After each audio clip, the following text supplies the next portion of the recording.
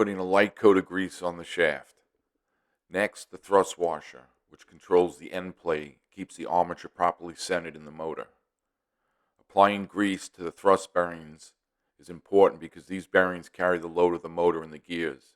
If they're dry or lightly coated, they'll wear quickly, run noisier, and create drag. Put in a little more grease on the shaft before you insert it into the motor housing. Now that the armature is back in the housing, you want to repeat the same process.